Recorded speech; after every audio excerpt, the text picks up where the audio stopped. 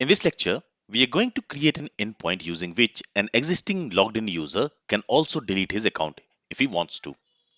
Now, we are going to implement this functionality in such a way that once the user deletes his account, we will not delete him from the database. Instead, we will set his account to inactive. So let's go to VS Code. And here, the first thing which we need to do is in this user models, we need to add one more field. So after this confirm password field, I'm going to add one more field and I'll simply call it as active. And here the type is going to be Boolean, and by default we are going to set its value to true.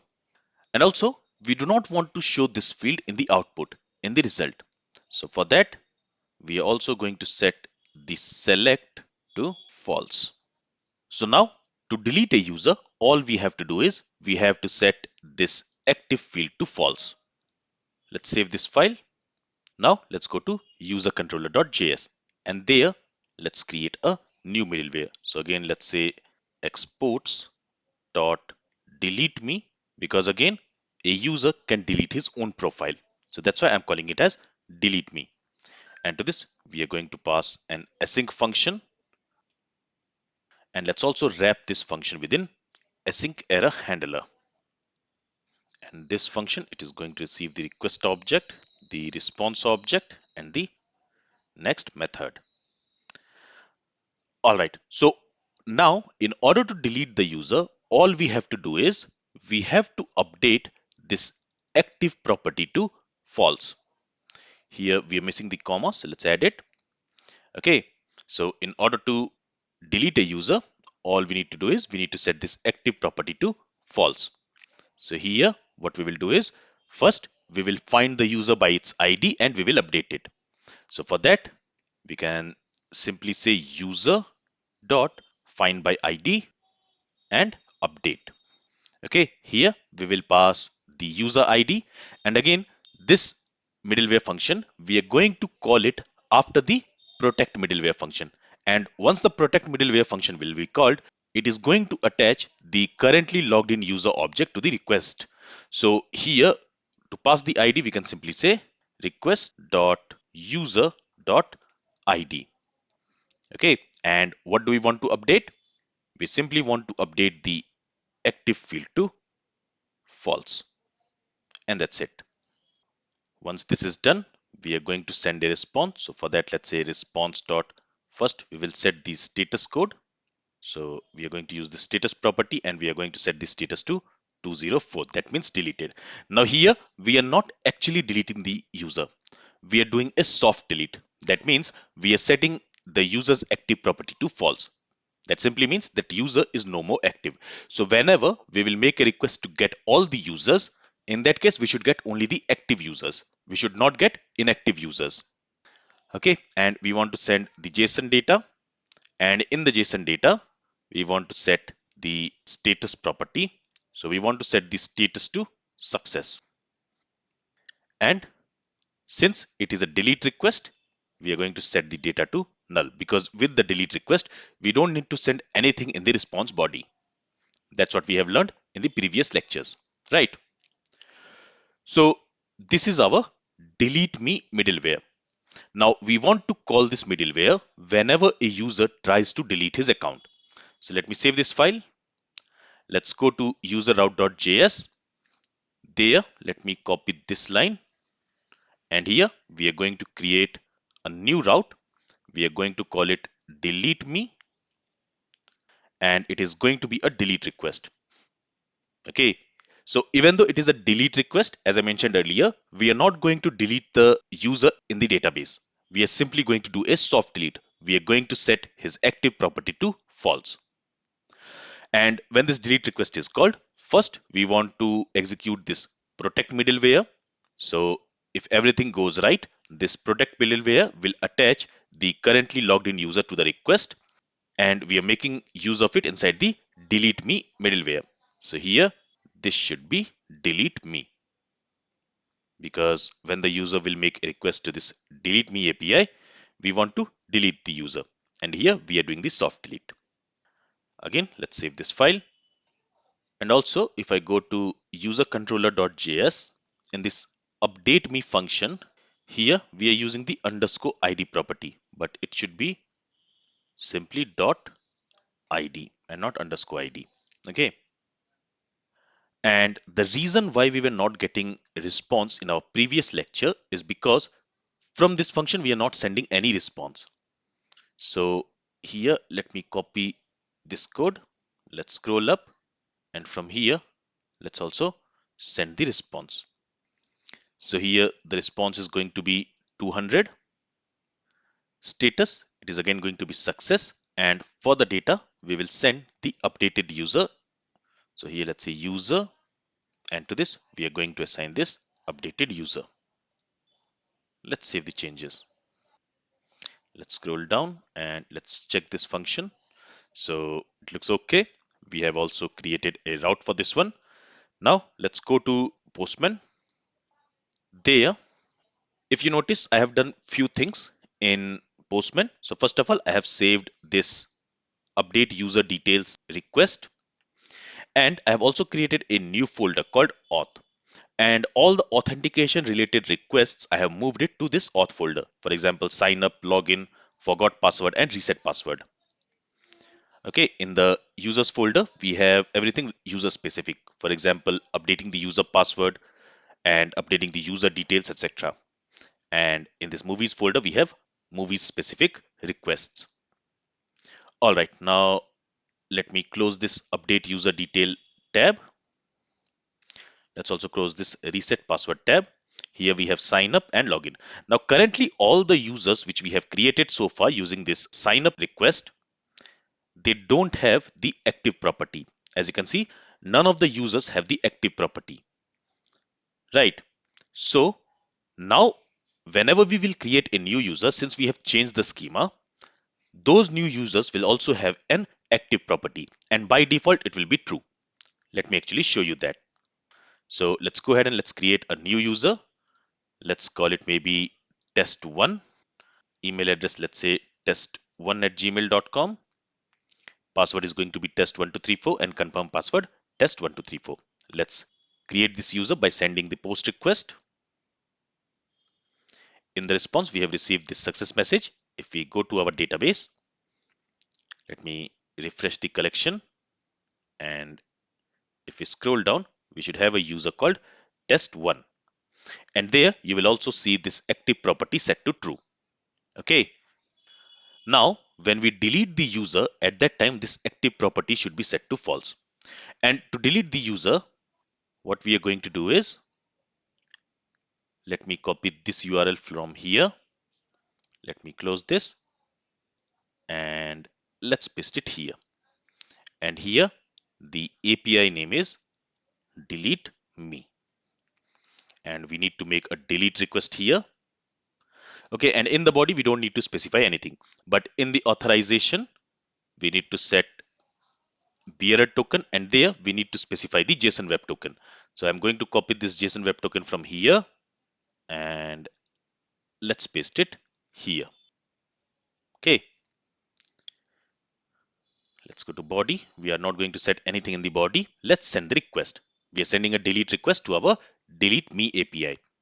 Currently, the logged in user is this test1 user because just now we have signed up this user. So if you remember, whenever we are signing up a user, immediately we are also logging that user in, right? So currently logged in user is this test1 user. So when we send a request to the delete me API, for this user, the active property should set to false. Let's see if that happens. Let's click on this send button and it will send a delete request. In the response, we are not going to receive anything because it is a delete request. Let's go back to Compass. Let's refresh the collection and let's scroll down. And now you will notice that that user's active property, the logged in user's active property is set to false. So our delete API is working as expected. Now currently we are simply doing a soft delete. We are not deleting the user from the database. We are simply doing a soft delete by setting the active property to false. All right. Now since we are deleting the user, let's also go ahead and let's implement get all users API. So in the users controller, let's also implement a middleware for getting all the users, and I'm going to do it at the top. So let's create a function. Let's call it get all users. Again, to this, we are going to assign an async function. This function is basically a middleware which is going to receive the request object, the response object, and also the next function. And we are also going to wrap it within async error handler function so that if something goes wrong, that will be handled by this async handler function. And to find all the users, all we have to do is on the user collection. So on this user, we can simply call the find method, and it is going to find all the users from the users collection, and it is going to return it to us. Let's go ahead and let's assign it to a variable. Let's simply call it as users, and then let's send a response. So let's say response dot status. We are going to set it to 200 and dot JSON, and there we are going to specify a JSON object which we want to send in the response. So there we are going to set the status, and we are going to set it to success. We are going to set the result to the length of the user. So total number of users which we have in our database. For that we can say users dot length. And finally, we also want to send some data, and in the data we want to send all the users. Okay, and since this property name and this variable name is same, we don't need to explicitly assign it. All right, now let's save this file first. Let's go to our user route, and there let's also create a route for getting all the users. And again, I am going to create it at the top. So here the name of the API is get all users, and it is going to be a get request. For this, we don't want to run this protected route because the admin should also be able to get all the users. Okay, and the other users should also be able to see who and all other users are using this application. So I'm going to remove this one from here. We don't need it for get all users. And here, the name of the middleware is get all users. Let's save the changes and let's go to Postman. Let me first save this delete user. So I'll click on the save button, and here I'll simply name it as delete current user. Okay, and we are going to create it inside this users folder. Let's click on the save button. So in the users folder, you will see that a new request has been saved for delete. Now let's open a new tab. Before that, let me copy this URL. Let's open a new tab. Here, let me paste it, and we want to make a request to get all users. Okay, and it is going to be a get request. Now, when I send this request, let's see what we get in the response. We are not getting any response here. Let's go back to VS Code, and there you can see that we have an error, and it says route.get requires a callback function but got an object. Let's go to our user controller.js. So here we are creating this get all users, and actually we need to export it here. So here we need to say exports dot get all users. Let's save this file again. Now everything looks okay. So the database connection is successful. Let's go back to Postman. Let's make a request again. And now you can see status is success, and total we have 14 users. So I hope some of you are using the same API, the same database which I have created, and there I can see some new users. So for example, Charlie, Apple, these users I have not created. So I guess you guys are practicing these concepts using the same database. So that's why we have these many users. Anyway, this John Smith user, this test one user I have created. And as you can see, currently we are getting all the users in the response. But in the response, we only want to get the active users. So for that, what we can do is here only while finding the users, we can filter only the active users, and then we can send it in the response. But instead of doing it like that, what I'm going to do is I'm going to create a query middleware. So let's go to user model.js. There we have already created some middlewares like this middleware which we have here. In the same way, what we are going to do is we are going to create a pre-query middleware. So again, on the user schema, I am going to create a pre-middleware, and this pre-middleware, it is going to be a query middleware. So this should run before running any query. Now here we want to run this middleware before any find query gets executed. So for that, here I can specify find, and then let's also pass a function here, and here I'm passing a regular function because inside this we want to use the this keyword. Okay, and this function is also going to receive the next callback function. All right, so inside this function, since we want to use this keyword, that's why I'm using a regular function here. Because if you remember, when we use arrow function does not have its own this keyword. It uses the this keyword of its outer function. But when we use a regular function has its own this keyword. Okay, and in this case, inside this function, the this keyword will point to the current query which is executing. For example, when the user makes a request to this get all users, at that time we are executing this find query. So in that case, this keyword inside this function will point to that find query.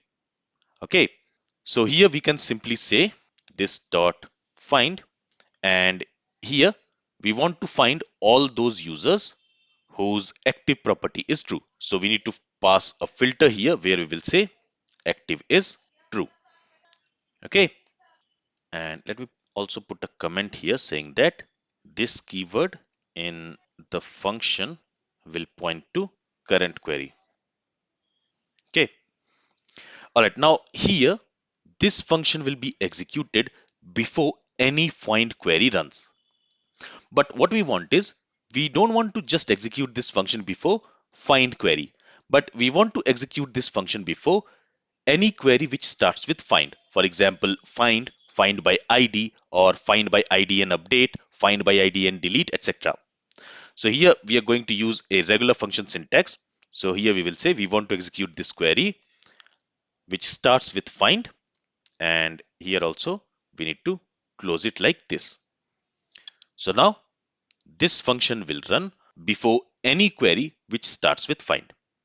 And this is a middleware function. Keep that point in mind. And when we execute a middleware function, from that middleware function, we must call next method. Otherwise, the request will never reach to the next middleware or to the server. So this is very important. Okay, with this, let's save the changes. And let's go to Postman. And there, let's again send a GET request to this Get All Users API. And now you will notice that the result is 0 and this users array is empty. Now why is that? That's because if I go back to compass, only one user has this active property, and that too it is set to false. So this user will be omitted by default. But other users, they don't have the active property at all, right? So these users are also omitted. So what we need to do is we need to modify our logic a little bit. So here what we will do is instead of specifying active to true, here we will say active, and here we are going to use an operator not equal to. So any user whose active property is not equal to false, that we want to display in the result. With this, let's save the changes.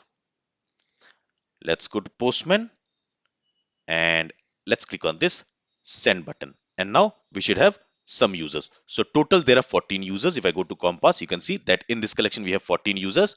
Out of those 14 users, only one user has this active property set to false. So other 13 users, they don't have the active property.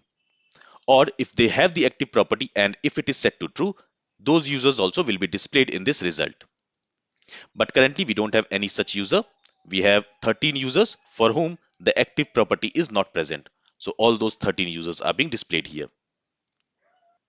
So this is how a user can delete himself from an application. Generally, in a large application, We don't let the user delete himself from the database. We simply do a soft delete by setting some flag to false so that in the future, if the user wants to restore his account, he can do that. And that's why we are simply doing a soft delete.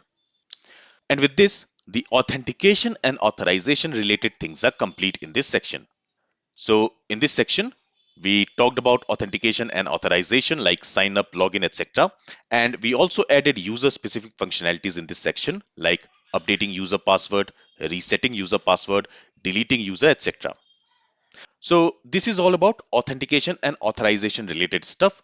From the next section, we will talk about some security related things. This is all from this lecture. Thank you for listening and have a great day.